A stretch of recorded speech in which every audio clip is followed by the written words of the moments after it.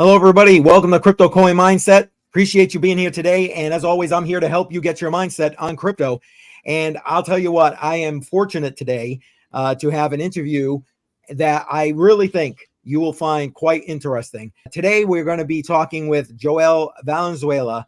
And this gentleman right here has been in the crypto space for quite a while, living on cryptocurrency, which I think is like just amazing. I mean, I sit here trying to pay for things with crypto, but I am nowhere near in this gentleman's realm here. So, Joel, welcome. Appreciate having you here today. Yeah, thanks very much for having me on. Always a pleasure. Excellent. I mean, I'll tell you what. I don't know if a lot of the people that follow my channel know who you are. So why don't you take a couple of minutes and tell everybody about who you are and your mission in crypto. Yeah, absolutely. I'll do the I guess condensed version as much as one can. But basically, I'm a cryptocurrency user, advocate, freedom lover, advocate, etc. And I got into the crypto space because I was originally a gold bug. I kind of first and foremost was a sound money advocate, realizing that the fiat currency system of where central banks could just print people's life savings away, which was a weird fringe kook point of view back in the 2010s. But now it's like everyone sees the grocery bill going everybody realizes it these days. Yeah, absolutely. And so I was trying to. I'm not a very maybe not a very bright person, so I try to act. I try to do things rather than just kind of speculate things. So basically, I thought like, well, everyone says that gold would be great, gold standard. They would go back to the gold standard. Why don't we do that? And so rather than conceptualize about legislation or whatever, I was like, well, I want to live off gold right now, and that wasn't really possible. And then at some point, I heard about this thing called Bitcoin, and I started. A friend paid for his part of a pizza that we shared in Bitcoin. That's how I got my first coins, and then after just using it, I kind of realized that this is huge, because this was before payment apps, by the way, like Venmo and Venmo Right. and all those weren't out yet in like 2013, as far as I know. And so just that peer-to-peer digital cash vibe where it's like, oh, anyone anywhere in the world can receive this. I just download an app and I can start using it right away. And it's not even dollars that can be printed away. It's something that's this limited and scarce, and is like, this is huge, and I couldn't get it off my mind. And then 2 years I took any jobs or anything that I could that would pay me in Bitcoin, but it wasn't until the end of 2015 I just decided, you know what, I'm going to try to just only do this. I'm going to just stop accepting fiat currency. And so I did, and thankfully a few days later I got a job writing for Cointelegraph, which is now one of the biggest crypto publications. Yes. And then the following year I closed my bank account, and so far so good. Of course, for anyone who's been around for that long, which I guess a lot of people haven't these days, this is like old, like boomer history now for a lot of people. for crypto, but at some point Bitcoin used to be really cheap to send. Yes. And if you needed a confirmation, which is every 10 minutes there's a block, it would, within 10 minutes, usually you get it through. And then that wasn't the case anymore. You started to pay several dollar fees, which it's gotten insanely worse than that in the last few months. Yes. But it was still where it's like, if you're buying a coffee, you're paying $2 for a $3 your latte. Now you're paying $5 for something that should cost $3. That doesn't work anymore. And so I had to decide if I wanted to get my bank again, and I said no. So I looked at other options, and at the time, pretty much Dash was the only other option I could use. So I started using Dash. Since then, there's a few different options out there. I don't think there's anything that works quite nearly as well. But so from 2017 to 2019, I worked full time doing media and stuff like that for Dash directly, and then I took a few years off to build my own channel and social media followings and do some other work and things like that, kind of putter around, but it wasn't until especially in this last year, I keep on coming back to the same conclusion, which is I really believe in the mission of digital cash. I think the crypto has done great, has performed fantastically, but that mission is sort of atrophied a little bit. Mm-hmm. And I kind of came to the conclusion that I need to push this and actually grow it. So I want more people living like me. I mean, it's easy to be like, oh, I'm that crazy weirdo who's just says he doesn't have a bank account and does this other stuff, but I want more people like that. And so I looked around all the available tools. I've used plenty of other cryptos before, Zcash, used Litecoin, used Monero, Bitcoin Cash, Nano, name it. I've used it. I ran my own Lightning Network node back when one could still kind of do that. And even that's now a little bit hard to do. Yeah. It just kept on coming to the conclusion that nothing, and it was a friend of mine who also was completely unbanked off of crypto, who, there's a lot more of us as it turns out, but he just out of the blue was just like, you know what, I keep on coming back to this. It's just like, I use so many cryptocurrencies, but just nothing works quite like Dash. It's always a pleasure whenever I use it. Everything else is always a little bit clunkier. And so I just thought, you know what, it's just easy for me to just ignore this fact and just go on with my life. But I think I need to push. I need to get back involved with Dash and push it as far as it can go, get as many people using it as possible, and just see where that takes us. At least, I think it's too important of a mission to just be left by the wayside. And I think that so far today, Dash is the best tool at achieving basically living without government currency. So that's kind of where we're at today.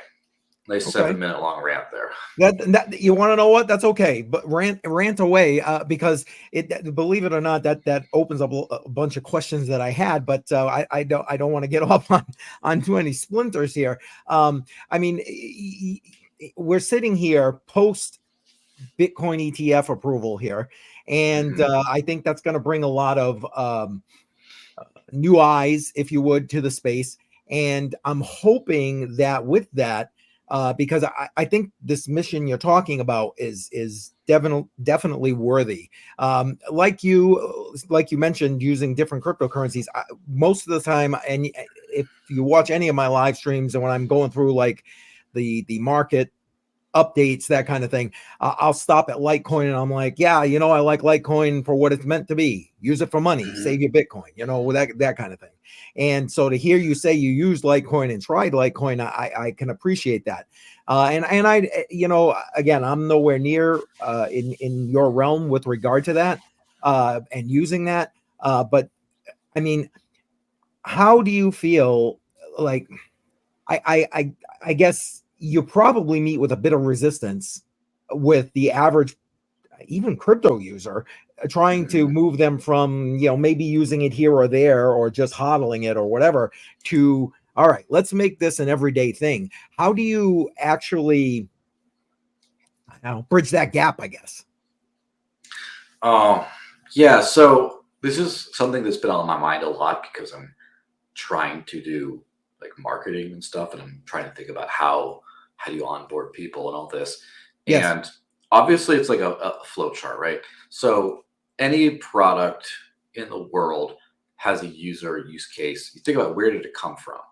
And someone created Bitcoin, which was meant for, it's shifted since then, but it was meant for the same thing that Dash does today. And the same digital cash use case is literally what started this entire thing. So there must have been an immense amount of value in that. And then there's me, I use it. And then there's a bunch of other people I know that use it. And then I know there's a bunch more people who say they would use it if they knew how. And when I teach them to, they start changing their habits a little bit. So there's clearly a group of people who kind of care about this already. And that's the thing, is there's layers of selling this to people, right? There's layers of, like, obviously for me, I care about sovereignty. I don't like, when I closed my bank account, was actually, I still had one. I just used it to every once in a while sell some Bitcoin for whatever, and use it for payments whenever I couldn't use Bitcoin directly. And what happened was someone super sloppily forged some paper check and just like cleaned out my account one day. And then I was on the phone for 3 days and they ended up getting it like reversed, but I had to close my account and then reopen a new one. I just said, don't reopen a new one. But it was just that feeling of, it's not my money. It's in there. Something could happen. It could be gone tomorrow. I could be on the phone with some dude, and like, I don't want that. I want sovereignty. I just want to be responsible for me and myself and what I do, and I don't want to have to be at the whims of other people. And then I just believe in people's right to do whatever they want as long as they aren't hurting people. Just think that you should be able to do this, and I think that it's a better world where people have free choice in general, where they can, as long as you're not stealing from someone, as long as you're not scamming them or hurting them, you should be able to do whatever you want. And so there are a lot of cases, modern cases now, of censorship, and censorship doesn't hit it does hit speech a lot of times, but speech is like, as far as you get deplatformed off of, formerly Twitter or something like that happens, or Facebook, or YouTube is the big one, right? Oh, YouTube's huge. Fingers crossed, right? Fingers crossed I don't get your channel nuked here. But the thing is, that's obviously one thing, but the biggest thing is financial censorship, because if someone just blocks your account or this or that, you can always spin up a new one, or go on an alternative platform or whatever it is, but nothing shuts you up like killing your livelihood.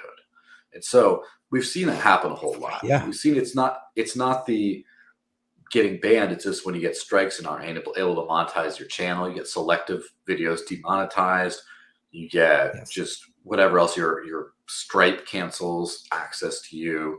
You get whatever else it is, or an advertiser pulls out because they don't. If you get big enough to have advertisers, they're like, oh, I don't like what they're doing. Let me just go pull out my advertising. Right. It's a really chilling kind of thing. And on a philosophical level, I don't like that. I don't think that people should have to look over their shoulder with whatever they're going to talk. Now, of course, I do believe in a free market, and I do think that if people are really terrible, right? If they really have, some horrible views and stuff like that,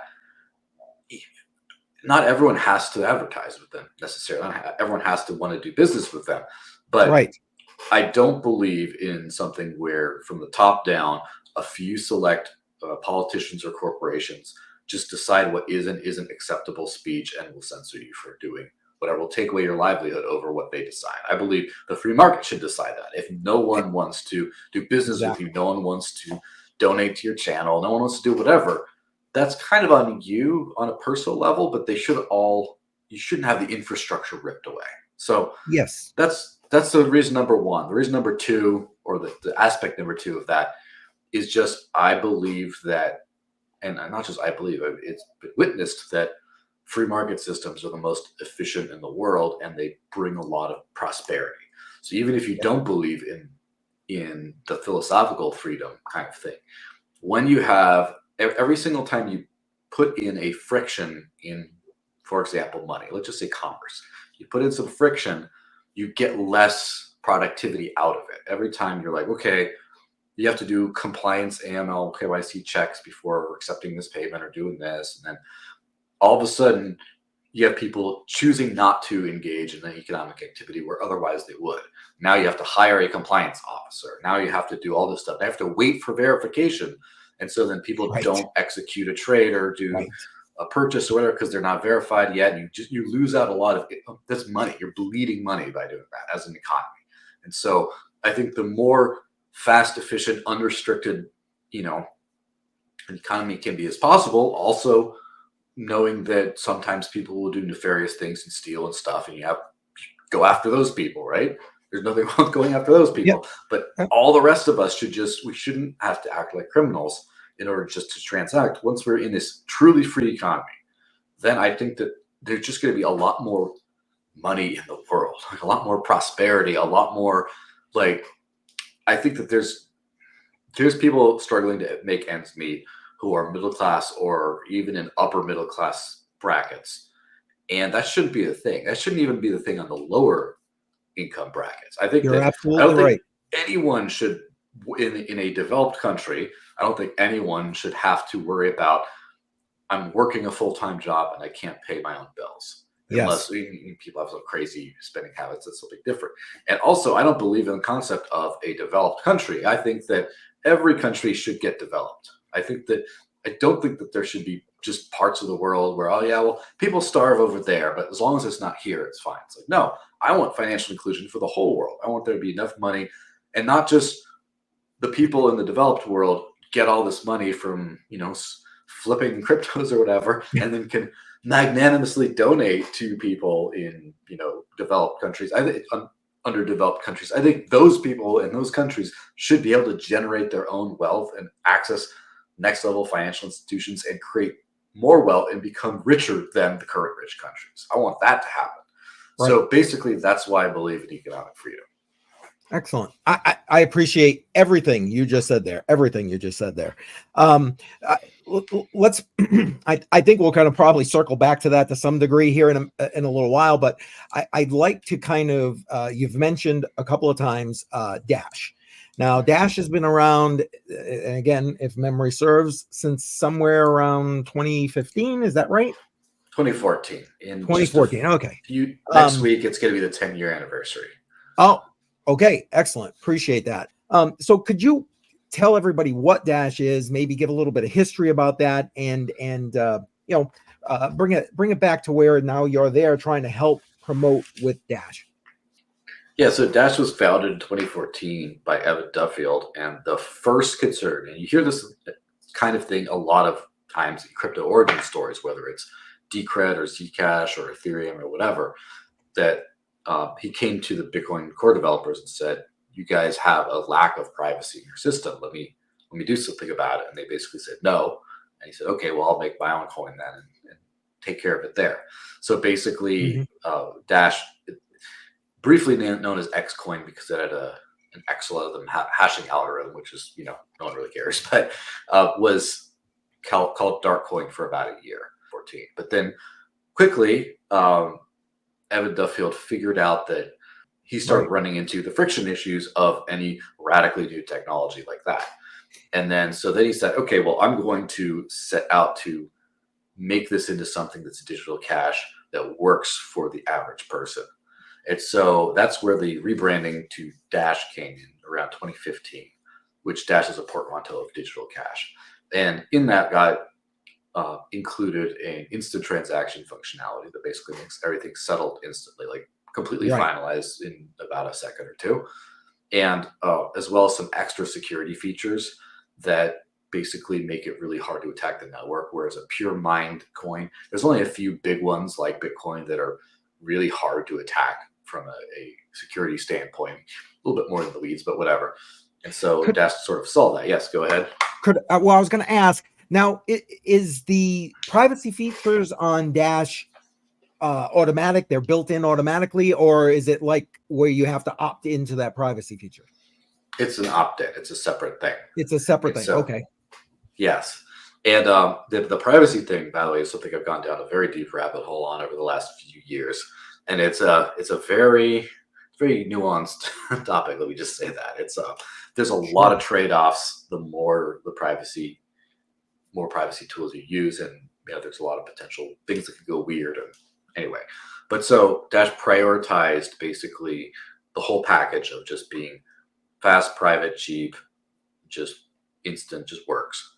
And so that's kind of where, and there's a lot of other innovations that came out of Dash over the years. Like, for example, the master node, the idea of a special paid node that does extra things, like in this case, the instant and private transaction functionality, is something that Dash pioneered. Dash was also the longest running decentralized autonomous organization, or DAO, which has now become quite a hot thing.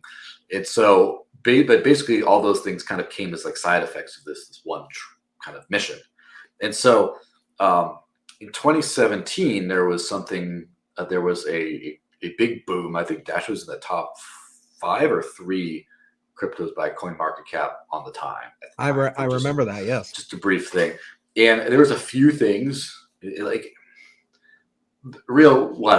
as always, what happened is more people were buying than selling, right? That's just, you can't always know the motivations of everyone.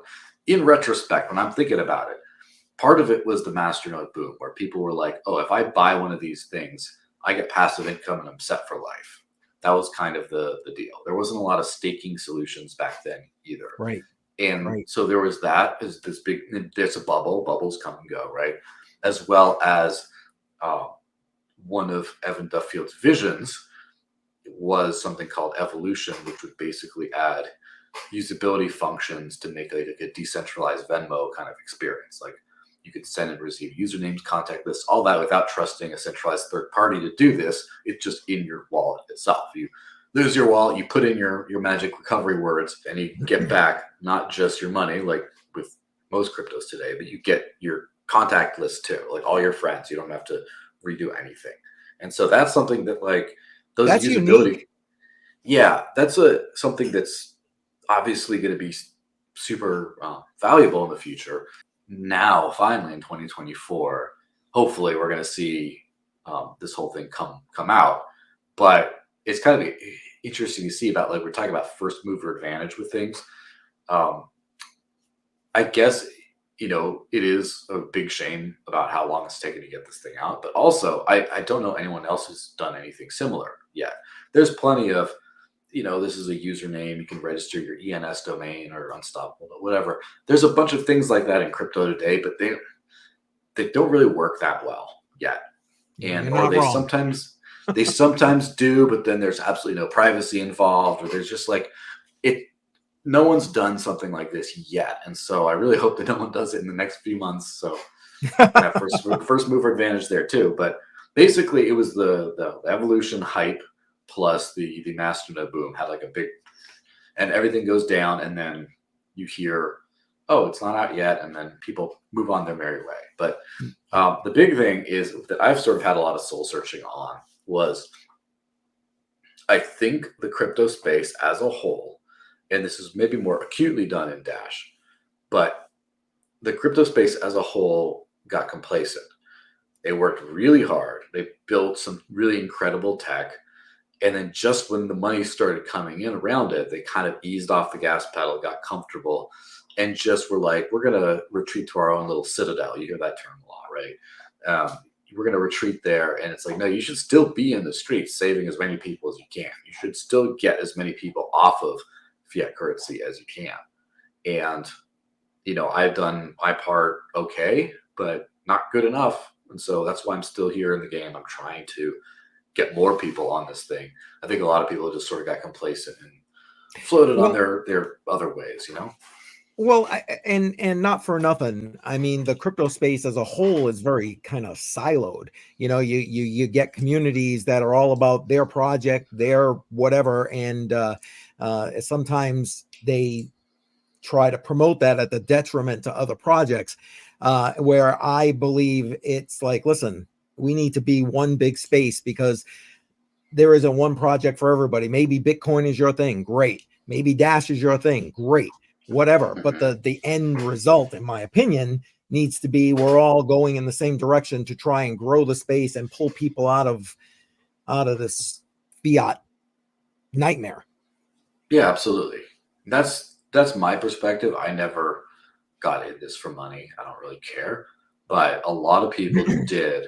And yes, in retrospect, right, it's easy to just see that this was always going to be the way things went, because you're dealing with people, and people want to benefit personally. And if they get in, if they start making money, they're going to want to just make more money. And then there you go.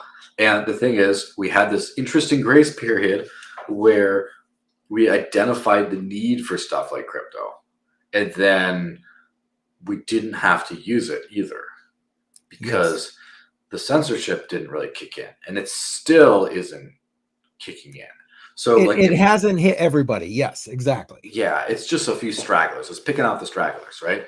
And the reality is that most crypto people don't want to know is that you can, let's just say, get your 401k, you know, invest in the S&P 500, whatever it is.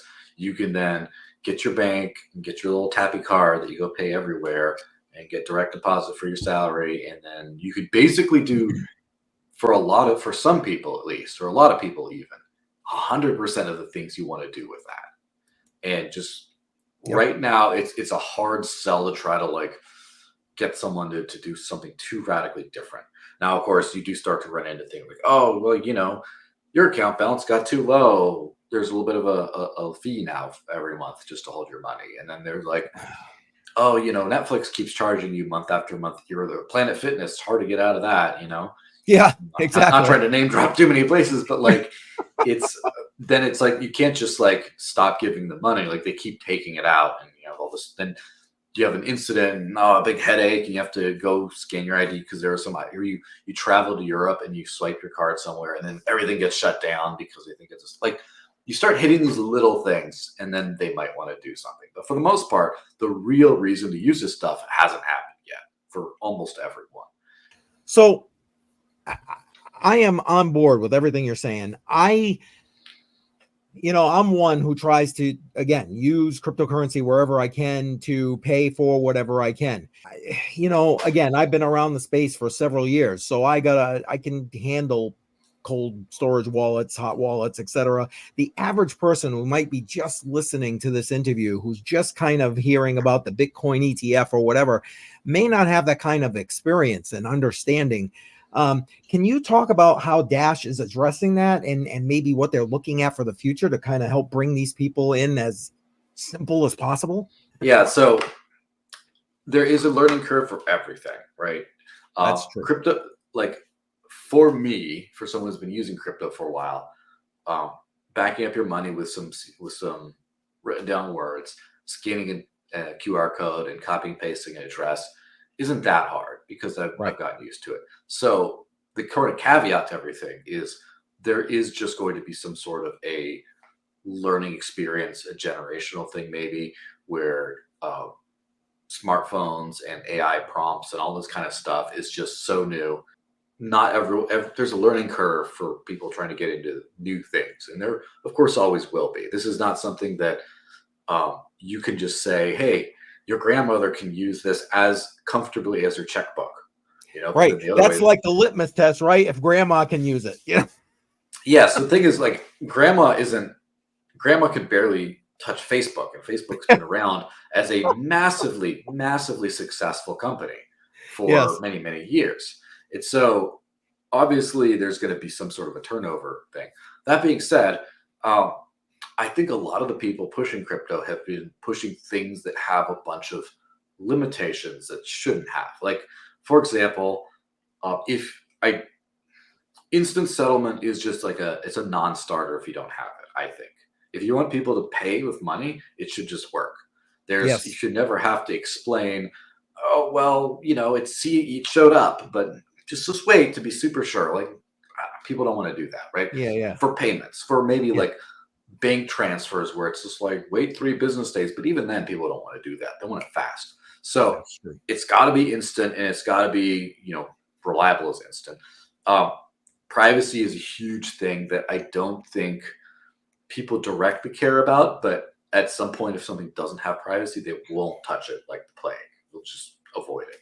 So it has to have that. So if you have those two things, and it's cheap, like that's the other thing. People for years, people gaslit about like, oh, 50 cents for a Bitcoin transaction. That's not too bad. It's like, well, I don't know. That's a barrier. The $1, just pay the $1 fee. It's freedom money. Use it for your coffee. Like, no, people aren't going to do that. Now it's like a fraction of a cent. Oh, now we're talking. Maybe up to 5 cents or so. People won't even think about it, right? Thing is, there's a few at least cryptos that can actually fall under that category right now. There's a few that you can have instant. There's not many, but there's a few that have instant settlement. You can have some kind of a privacy, and it's cheap, but that's like a base requirement, right? You got to like at least not make people suffer. Like maybe at least the only thing they got to do is like, how do I copy and paste this address? How do I scan this QR code? How do I write down my words? You can get some people to do that. And just the next step of like the average person is it should be as easy as once you get it set up and learn how to click add contact. And once you can just like go in your contact list and say send, then people can do that. And so like that's the last thing that I think will happen before people can start using this. The other problem though is like the infrastructure for people to use crypto is just, it's not there and remotely not there right now. There's plenty of infrastructure for people like us where I can live on crypto and I can now teach people how they can, the crypto native people, to use like bill pay stuff, to do this, do that, all that kind of stuff. But then when you're saying like, I just want it to work everywhere like my money, then you're like, okay, well then you have to go to the coffee shop. Okay, well now what point of sale system do they use? Oh, they use Clover. Does Clover have a crypto point of sale? Do they have a crypto plugin in there? No, they don't. Okay, well, let's talk to Clover. Oh, Clover doesn't want to because of this. And then how, like, there's so much infrastructure that remains to be built out to make this kind of happen. And then the other thing is we're just talking about smartphones. Most people don't pay with their phones today. And what if their phone runs out of battery? Now you got to worry about that stuff. Now you got to, there's a lot of hurdles before it becomes super, super smooth. The thing is, I'm not worried about those because once this becomes something enough people use, once people really start focusing in on this stuff, there's a financial incentive to build out those tools. And so all these providers that are out there that are like, well, we don't want to do this. Not only will they enable crypto, they will pay to do it. They will want those customers. But we just don't have that demand yet because people have demand for this kind of stuff, but they just haven't taken the next step. A lot of this is education, right? And this is, you know, a lot of people are just chasing dumb coins because they hear other people talking about it on the news or whatever. And there's nothing wrong with doing that from an investment strategy, whatever you want to do. But like every single person basically who's top promoted, for example, this is a spicy take of the show, right? Everyone who's promoted the Bitcoin Lightning Network is done so in bad faith. Just about everyone, I would say. There's some people who haven't, but whatever. The point is, you use it once, you understand how the structure works once, you realize this sucks. There's so many ways for this not to go right. First off, you have to preload a channel, and then your ability to transact depends on how much money there is in that specific channel between you and another friend. And then the fees could be variable. And there's just so many avenues for payment failure. And it doesn't just work. And everyone who's touched Lightning has known this for a very long time. And they just bought into some nonsense that developers have said about, well, you know, it can't scale because we need to do this. Okay, whatever. This doesn't work. Stop trying to lie to people and pretend that it works. The first thing is people need to absolutely stop promoting bad faith kind of things. And there's other things that, like, you know, okay, you can like be honest about what you're promoting. Does it work or does it not? That's the big thing. But then there's also a big education gap where people don't realize. Yeah, there's a big education gap because the tools are there for people to live on crypto today in most of the developed world. It's pretty doable. Just people don't know it. They don't. And part of it is just because people like me haven't done a good enough job. We haven't gone out there and said, use this, use that, use that. Here's how you do it. Go forth and live on crypto. And so I think that we have to do those things first. Get a lot of like the low hanging fruit. Get a lot of the stragglers to kind of who believe in this stuff. The people like first. Me. Yeah. And then we can show the world that this is something that people actually want to do. People really want access to this as an investment class for sure, as we see with like the ETF. But people believe in this concept of decentralized permissionless money. A lot of people see the value. I would say maybe over 10% of the world kind of in their head has at least thought this is a good idea. This conceptually is a good idea. But then they just don't know what the next step is. Oh, they put some of their 401k into one of the Bitcoin ETFs and they don't really think about where that goes next. Like that's fine. You can do that, but then what else?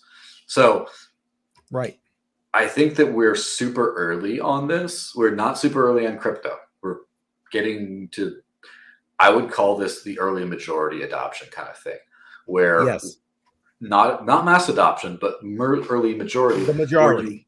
you wouldn't be surprised to see, like, the average person wouldn't be surprised to have a friend who's invested in Bitcoin, either through the ETF or through like actual spot Bitcoin on an exchange or whatever, or a different cryptocurrency.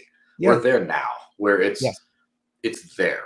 Next cycle, within 4 to 6 years from now, I think that we're at the early mass adoption stage, and that's it. We have like 4 to 6 years to make sure that this is ready, and we're not going to get there if we don't use it today.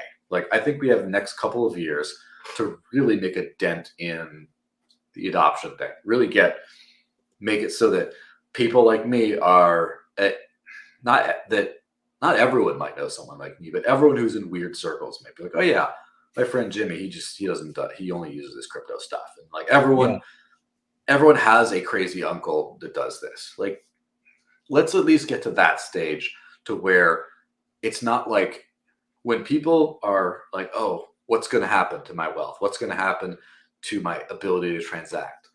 That everyone has someone in their extended circle to talk to. Be like, hey, call up, Uncle Bob and ask him. I'm going to call him up and ask him, like, hey, look, I'm getting scared. Teach me how to use this crypto stuff.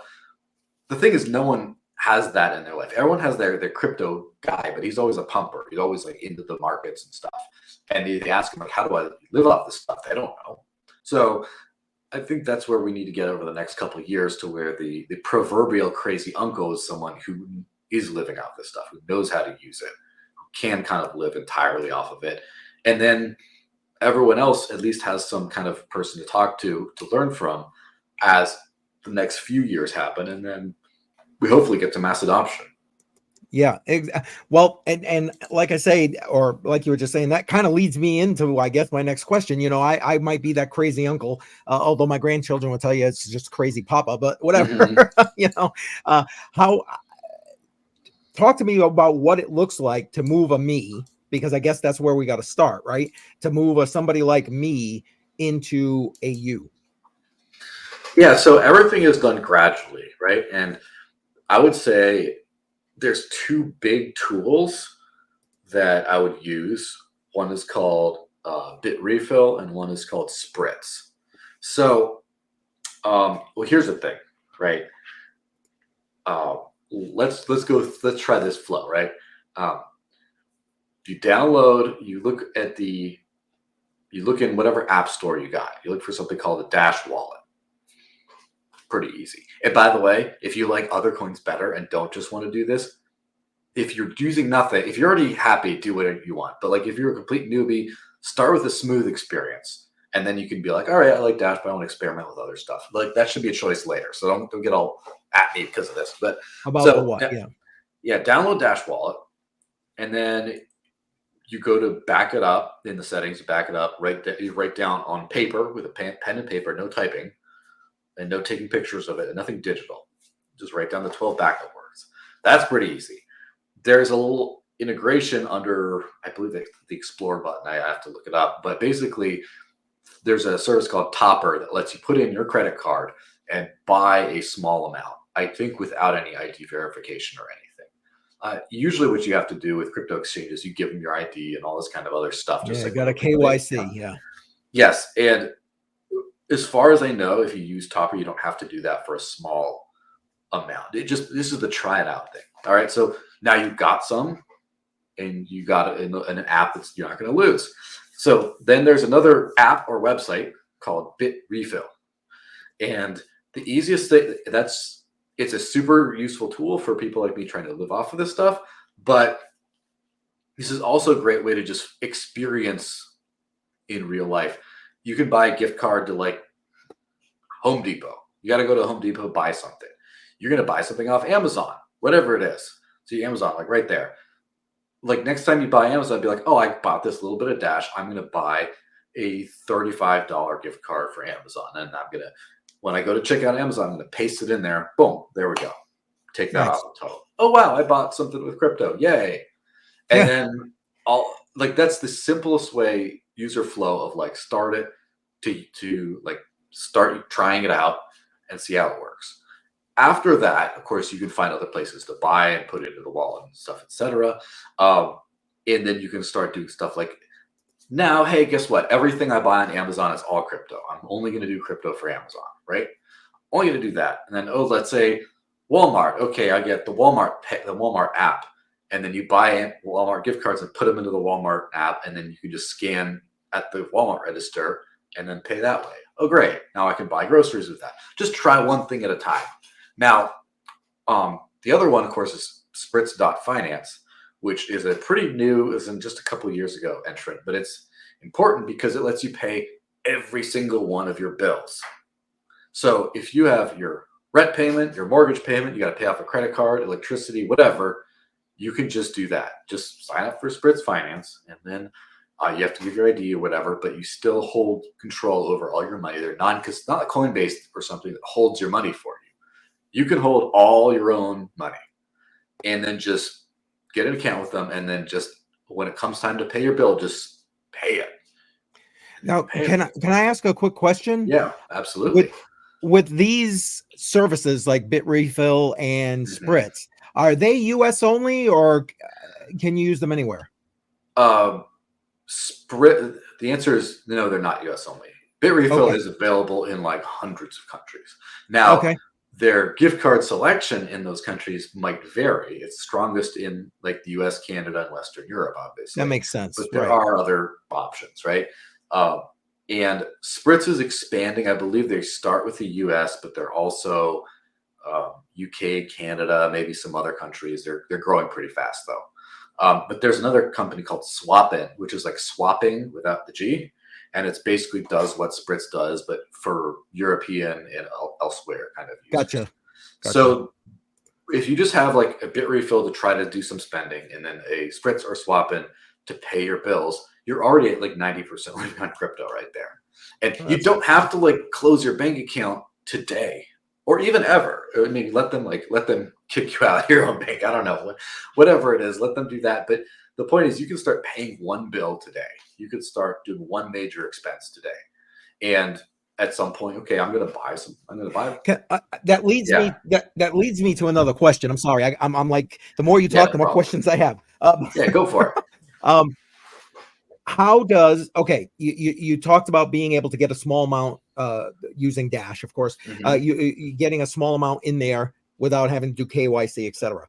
Yes. How can someone, for example, or can someone get like for the average worker who works a job is getting paid in fiat? How do they get, if they want to put their check into that and then do it that way? How can they, or can they even do that? Yes, the answer is yes, they can. There's a couple of, this is where it gets a little hackier for like right now, but it is possible. As far as I know, Coinbase has a direct deposit function. So you can sign up for a Coinbase account. You can get as far as I know, set up direct deposit to get your check in directly in Dash. Or maybe it just goes to Coinbase that you hit buy Dash and you have to then withdraw to and then do it. Yeah. They're going to want their fees for that. Yeah. Yeah. I don't know what the setup is because I haven't used Coinbase really. But I know that Spritz is thinking about adding this feature for a direct deposit type thing. So then you could just get paid like that. There's a company right now that has been doing this kind of stuff for many, many years, like 10 years or more maybe, called Bitwage. Now, my challenge with Bitwage is, I vaguely remember that. Yeah, everyone's heard of Bitwage. For some reason, so few people have used them, oddly enough. But they're great, but they only support Bitcoin and Ethereum and like Ethereum-based stable coins, also known as the ones that are going to kill you on fees. Right? Exactly. So it's my big frustration because I like them a lot, but they don't support what I want or even anything that's feasible. But the point is, you can just give them they have a bank account in your name that you can just send direct deposit to, and as soon as the deposit hits the account, they just send you the crypto. And my point is, I think Spritz might, hopefully, fingers crossed, be working on something like this that lets you get paid in something you could use a lot easier. But yes, you can get paid entirely, no matter. So today, someone working in the US and possibly Europe as well, can just keep working their 9 to 5, whatever job they have, and get paid 100% in crypto and live 100% off of that crypto, and then probably even close their bank account with like very few life adjustments. It's just other than learning how to do this, right? Right. So It's a learning curve. Sure. yeah, it's a little learning curve, but it's also like, it's like, okay, I got to go water the plants every day. Okay, you got to learn how to do that. How much water they have. Or like, oh, like I just have to log into my Twitter, click my notifications, answer some things, and then hit tweet and go blah, blah, blah every day to build. Okay, it's a new thing you got to do. Fine, but Yes. you can learn it. That's the point, Yes. is like, is in everyone's reach. Like, I want more people like me, and there are more people like me. I know at least like a half dozen or more who are living completely off of crypto. There's plenty more, but I don't need everyone to do this right away. Just use it a little bit. Use it for something, but use it consistently. Build a habit out of it, right? Where it's like, okay, well, like let's just say if someone dollar cost averages, right? And they say, oh, I'm going to buy $300 in crypto a month or something. Let's just say there. And then let's just say you have a $100 or so electricity bill. Let's just throw that number out there. I don't know what people are paying. 200. Let's bump it up to 2, right? Yeah. $200 a month. These days, right? Yeah. So then dollar cost average, and instead of 300, do 500, and then just use something like Spritz to pay that bill. So your electricity is paid for with, electric coins, right? Electric coins. And then there you go. You just do that every month. And then, sure, that's a great start. And then if you get comfortable with it, I mean, some people say, oh, I bought in now, but then the money went down a little bit. So I cut into my dollar cost average stash to pay for the electricity bill because of fluctuation, or like, oh, wow, I did really well. And whatever it does, you get comfortable with that. Then you're like, you know what? I'm going to add in my gas bill. And then you put that in. I'm going to add this. Or I'm just going to do coffee money or Amazon. Oh, I like Amazon. They're on there. And just add in a thing here and there. And it could be that it just doesn't make sense for people, right? This could be that like people are like, nah, it's a lot of work and there's a fluctuation and all this kind of stuff. I'd rather just live. Okay. But you do want to know what happens when the shit hits the fan. And so keep those skills fresh, even if you don't go all out. Just be like, okay, well, I know how to get some. I have some. I know I've gone to BitRefill and I bought a Starbucks gift card, and I just like, every time my wife wants some extra coffee money, I just send her I buy with crypto, send her a Starbucks thing, or I send her the crypto directly and she buys it, which, true story in my life, right? So there's just ways you can get it to where it actually works, right? You can actually make this happen. It leads me, or what I'm going to guess is going to be an inevitable question that I'll see in comments or whatever. So especially US minded people, what does that do to me in taxes? Given, So the unfortunate reality is, well, first of all, the context of this is we're trying to build habits that we can use to live without government money, government approval, all this kind of stuff.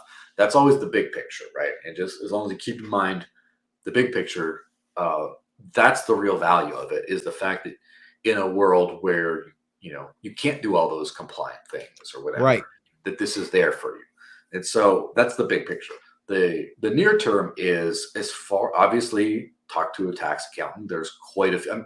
Any tax accountant that does not know how to deal with crypto these days, just fire them. They're dumb. Like at this point in 2024, 3 years ago, I wouldn't have said the same thing. But today, come on, there's ETFs now. It's like, well, they have to have it figured out. But the simple thing is you keep track of your transactions for profit and loss, and that's it.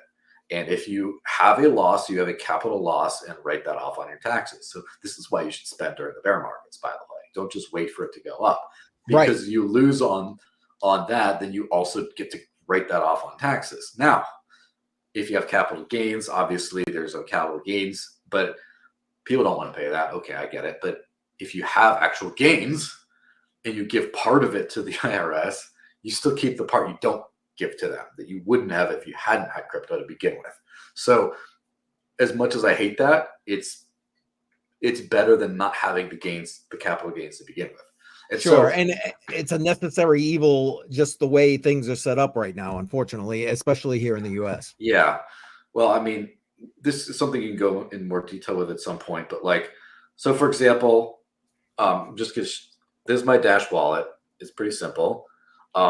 If I click on a transaction, I open it up, there's a little thing down here. It's just like a two options. It's expense or income. And I hit it and it's expense or transfer. And I just hit one of those two buttons for every transaction, and then you export the file, and it just give it to your accountant, and you're done. That's all. Gotcha. So it's right into a CSV. Got it. Yeah. So if you buy crypto, that's a buy, that's a purchase, and then you just leave it like that. If you send it from a different wallet somewhere to yourself, you just call that a transfer, and so it's like, oh yeah, that's excluded from that. Right. And then it just keeps track. You export it, and it just says it keeps track of like your cost basis for everything. You just give it to your accountant, and you're done.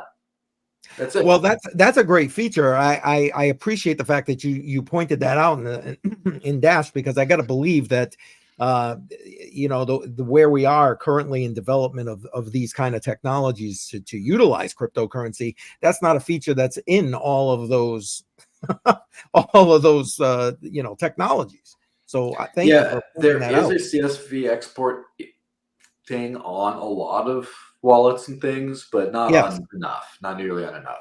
But exactly, the fact is, so this is, I didn't get into like how to run your old node. I didn't get into all these weird DeFi things, or I didn't get into all that kind of complicated stuff, or like securing it through a hardware wallet. This is just to like build up like if you have a couple of grand in your phone at the most, like who's going to have it, if you're living all on crypto, like that's a major lifestyle change. And then at that point, maybe you should figure out a hardware wallet or something else like that. But this is like for someone who's like, oh, I'm going to buy $500 of crypto a month. I'll have 500 to 1,000 in there at any time, and I'll just spend it on things here and there, pay a bill, whatever. It's more than enough. It's just one app is all you need for all that stuff. And you don't need to be like, well, I should hedge versus these other crypto coins that might do better in this term. And okay, that's for someone else, right? This is just for one app, one coin. Just do it. Just try it out. Sure. And you get the advantage, like you were talking about earlier, of learning the system, of becoming consistent with understanding it. I mean, that only makes complete sense, in my humble opinion. Yeah, absolutely. And honestly, this advice does work for people who are crypto veterans too, but aren't living on crypto. Because if they are already living 100% on crypto, why do I have to talk to you other than to exchange ideas on, oh, did you hear this new service here? Or do you hear you can do that? But you're already okay. You're already doing all right. If you have crypto and you think it's a good idea to live on it, which if you don't, you shouldn't have crypto probably. I don't know. This is just try this out, right? There's something that's there. I'm big into the cross-chain DeFi world these days, which basically it's taking the exchange infrastructures like the Coinbases of the world and turning them into a decentralized version. And that's really cool. And that's that now. The biggest one of those is called ThorChain. Thor is in Thor's hammer. I'm glad you brought it up. I was going to ask you about them. So please keep going. Yes. So ThorChain is great. And there's a fork of ThorChain that came out this last year called the Maya protocol. And the Maya protocol is basically, it's like the Litecoin to ThorChain's Bitcoin sort of, but they support different chains for trading, including Dash, which is nice. So if you have Bitcoin, for example, you can just swap some on a completely decentralized exchange for Dash with just one click and then go use that as your cash balance. So if you're like a Bitcoin hodler, you have this stash in your hardware wallet, swap some for Dash and spend it on stuff. And that's about as simple as it gets. Nice. Excellent. Yeah, that's something. The ThorChain was something I was going to be exploring a lot more, and trying to put together some videos on my channel. So I appreciate the fact that that's even in the wheelhouse here, and I love the fact that you're telling me that we can use and swap out for Dash in there, because I don't know, the more you're talking about Dash, the more I'm kind of liking it. And I'm going to tell you right now, I'm gonna try what you said, because I use Litecoin for what it's meant to be used for money, but I got no issue using Dash, and we're going to try being that consistent piece. That's, or at least that's my plan. So we'll Yeah, see well, how that's that goes. exactly it. Um, Dash was originally forked from the Litecoin code base, and then later it was rebased off of Bitcoin. So it's not technically based on Litecoin, but philosophically it did kind of, it shares a lot of the same things. And Litecoin has been sort of the dark horse of the adoption world recently, where if you actually look at the hype is just not there. But who gives a crap about hype? If you look at the Exactly. transaction volumes, Litecoin's been outdoing Bitcoin these days, which is crazy. Like, it's, Yes. and as far as you look at payment processors like BitPay and stuff like that, those kinds of metrics, you see it's doing quite well there. Like, I've looked at a lot of transaction data, and it seems like, because Litecoin works reasonably well. And so I don't know if the average person is going to go from swiping their card to like using Litecoin completely. But I mean, if you like Litecoin, you'll probably like Dash a lot too, because of just this instant. You get hooked on those instant transactions. Let me just say Yes. that. You really do. Sure. And also, it's not part of the protocol itself, but the Dash wallet that I was looking for Android, the iOS one's always a few versions behind because Apple sucks. But the wallet is just, I haven't used anything else that's that easy to use for everything. And it's just is what it is. Just try it out. I'm not like, I've bought stuff with Monero before. I bought stuff with Zcash. I bought stuff with Litecoin. I bought stuff with Bitcoin on chain as well as Lightning many, many times. Bitcoin Cash, I've used that a bunch. Never bought anything with Nano yet before, but I've used it. I've used eCash. I've had Dogecoin, use that, Ethereum, Polygon, Avalanche, I just name it. I've used everything. Yep. And so I definitely wouldn't tell the average person who doesn't use crypto to use everything right away. I'd say start with Dash, use that, absolutely. And then when you want to get curious. But for the people who are already using crypto, I just say start using everything. And then I shouldn't be pitching you something where you're like, oh, well, I like what this guy says. Like, I should be just speaking truth at this point, right? I should be saying, this is easy to use. This works out for this. You can do these things. And I don't know it. Like, if you find out something that works a lot better than Dash for basic digital cash purposes in like a real practical way today, I mean, I might have to tender my resignation and see if the other places, if I can get a job doing the other thing. Like, tell me. I'd like to know. Right. So sure. That's about it. No, I get it. But like you said, you shouldn't be, you were kind of just saying you shouldn't be pitching it, but you want to know what, to me, it's like anything else. Like you just said, I want to hear about what the other options are, because, I don't know. I again, maybe it's because of my age. I like to see the kind of step by step of it all. In order to feel comfortable with what I'm doing, not so much because I'm worried about losing a shit ton of money or whatever, but like just because I like to feel comfortable in what I'm doing. I like to feel like I know what I'm doing.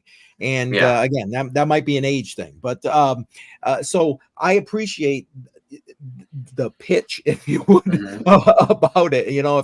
If it's truly that easy to be able to go use Dash, put it on my phone.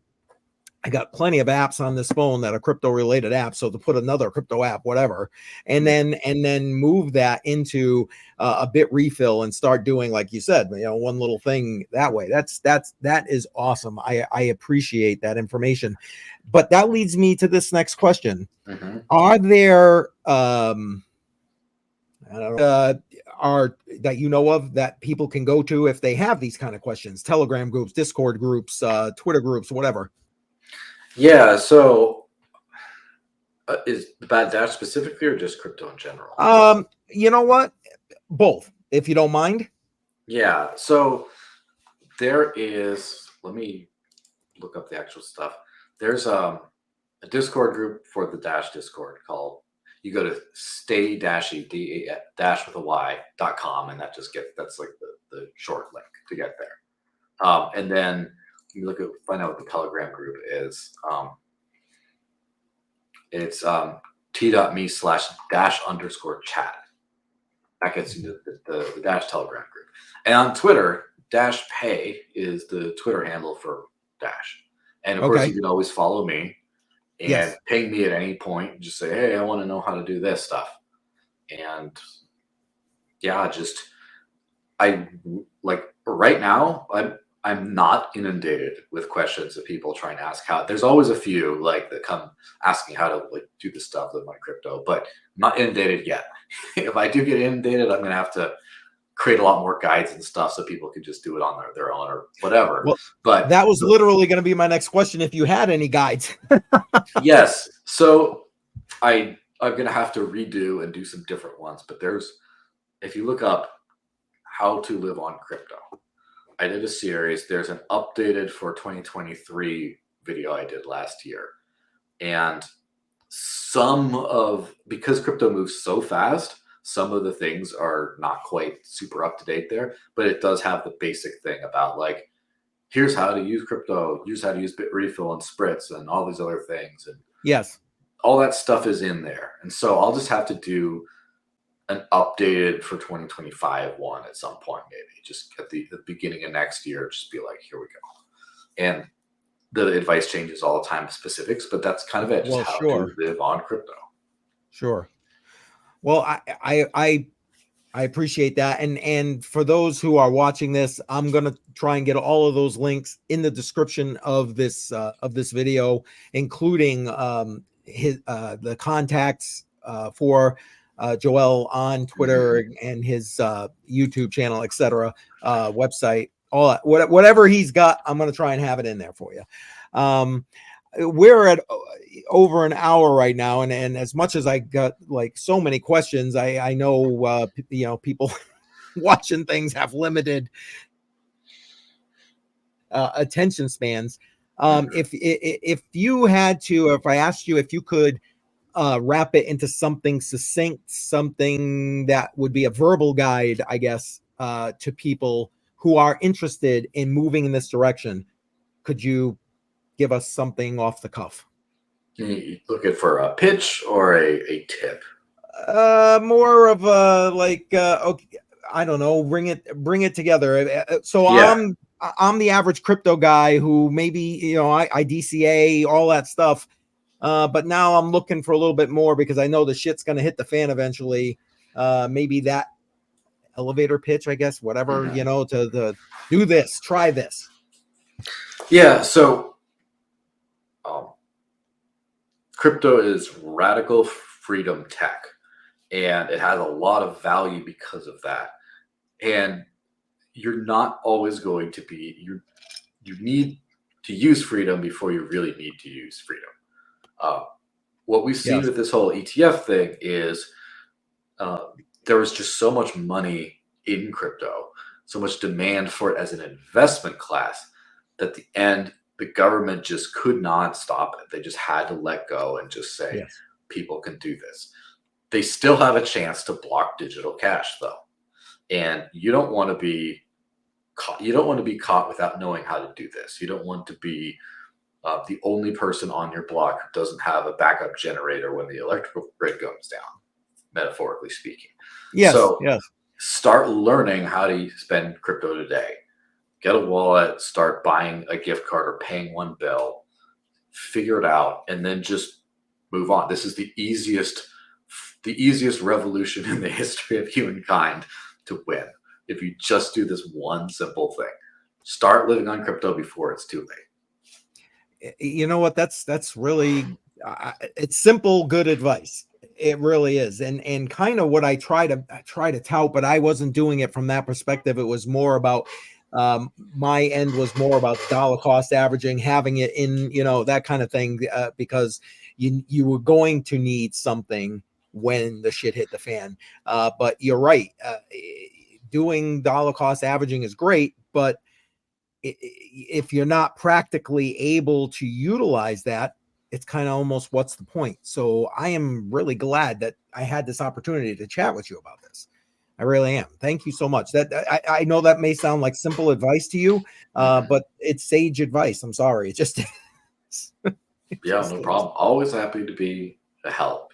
I mean, I kind of have been focusing really hard on this one area of life for a long time, and been a little quiet about it. I mean, I've been on a bunch of shows and stuff, but it's about time to make it. Everyone needs to start hearing this. Everyone needs to start shifting over. If the entire world, or let's just talk about the US, if 1 million Americans decided, which isn't that many, 100,000 even, wanted to start taking their salary in crypto, and they wanted to pay for it, and they would patronize businesses and services that let them do those things, the real demand, we would see massive change overnight. Yes, we would. So, to, what is it, 99,997 people to go after us, right? We're just a few more. Let's get the ball rolling here, Well, I mean, the more we talk about it, and again, having this interview is going to change the way I talk about it, because I tout the same stuff every week on my live streams, but this will help to tweak it. So I appreciate this. Before we wrap everything up, why don't you take a minute to tell everybody, again, I know you've been mentioning it as we've been going here, but put it nice succinctly for them, where they can find you, what's the best way to reach you if they want to, any of that. Yeah, absolutely. So I'm all over the place on Twitter, or X. Yes, you are. These days. Try my best. The Desert Links. I put that in the chat as the handle. Desert is in Dry Place. Links is in Kitty Cat. That's just there, and Telegram too, are like the big places that are super easy to find me. And yeah, just hit me up. I'm always happy to talk. I say a lot of this stuff publicly all over the place. Yes. So. You've been on fire on Twitter. I'm sorry, you just have, and I appreciate it. Yeah, I mean, someone's got to do it. So, and it's funny because it's a minority message these days in the crypto world, but not for long. It's picking up. Well, God willing, you're right. Not for long. Not for long. All right. I really appreciate it. I would like to. I'm going to kind of pigeonhole you. Can we get you back? Maybe in a couple of months here, or a month or two. Is that possible? Yeah, sure. Just all right. I appreciate that. I have so many questions I didn't ask. Yeah. Well, anytime, anytime I could, always make time for stuff like this. And I appreciate that. And listen, I'm gonna start doing what we were just talking about, and then hopefully when we come back, I can give you an update on my progress. In that regard. So I appreciate the the fact that you're willing to come back. Thank you. Yeah, absolutely. All right, everybody. I appreciate everybody being here today. Make sure that you head into the description of this video. Follow Joel on all of the links that are in here, and links to any of the information that we mentioned, like Bitrefill, etc. I'll make sure those are in the description of this video as well. So thank you again. And remember, get your mindset on crypto. All right. Joel, thank you very much. I really appreciate you being here. Absolutely. Thanks for having me. Always happy to be back. Excellent.